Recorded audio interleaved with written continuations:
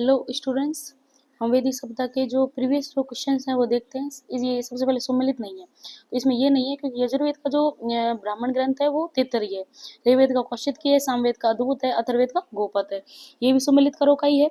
ऋग्वेद है इसका ऐत्रेय है और सामवेद का पंचविंश है, अथर्ववेद का गोपद है, यजुर्वेद का शतपथ है। यज्ञ संबंधी विधि विधानों को लेकर यजुर्वेद में मिलता है, यज्ञ और यजुर्वेद सेम है।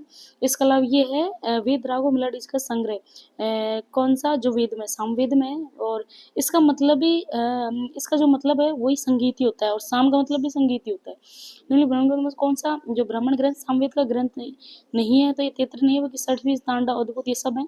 सबसे प्राचीन वेद है वो ऋग्वेद है। ठीक है, नेक्स्ट है ऋग्वेद के किस मंडल में पुरुष सूक्त मिलता है, तो 10वें मंडल में मिलता है। निम्न में से कौन सा जो ग्रंथ है वर्ण अवस्था की उत्पत्ति के दैविक सिद्धांत की पुष्टि करता है, तो वो ऋग्वेद है। पूर्व वैदिक काल सभ्यता का ज्ञान किस वेद से होता है, तो ऋग्वेद है।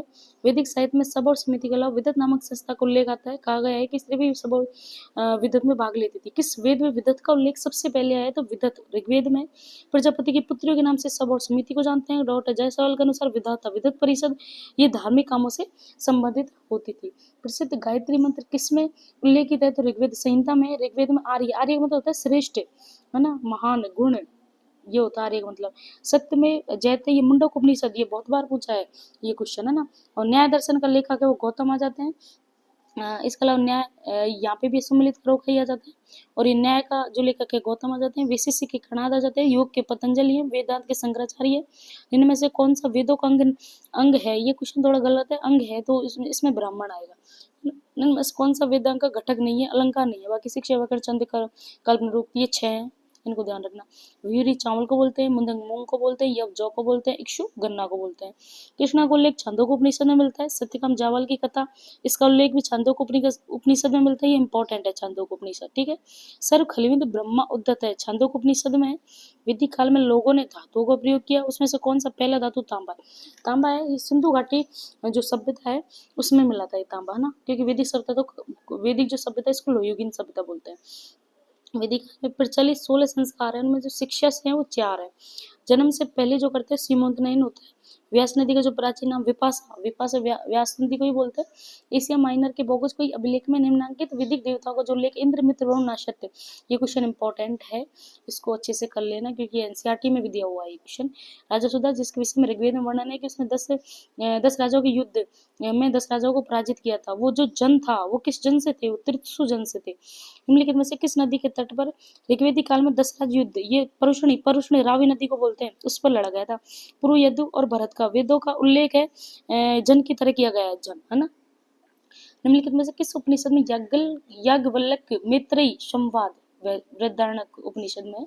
वैदिक युग में प्रचलित लोकप्रिय शासन प्रणाली वंश परंपरागत राजतंत्र थी। वैदिक युगीन सभा मंत्री परिषद थी।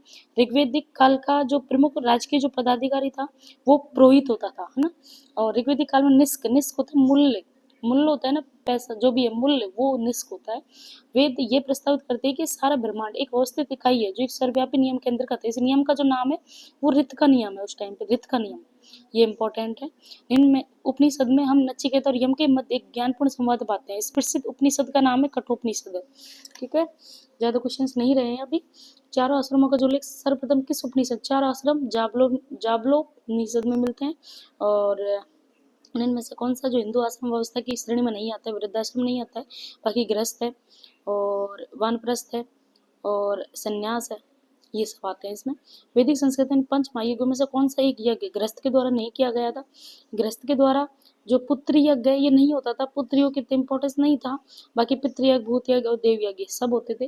निम्नलिखित में से किसकी जो पूजा ऋग्वेदिक काल में नहीं होती थी। ऋग्वेदिक काल में जो लिंग की पूजा नहीं होती थी, लिंग की जो पूजा होती है ये सिंधु घाटी सभ्यता में होती थी, हड़प्पा सभ्यता में। ऋग्वेदिक काल में कौन से जो 3 देवता हैं इंपॉर्टेंट, अग्नि, इंद्र और सोम।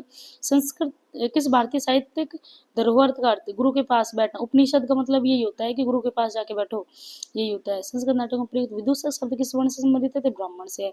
इनमें से कौन सा हिंदू विवाह का एक जो उद्देश्य नहीं है, प्रजा नहीं है, जबकि धर्मरति अर्थ है।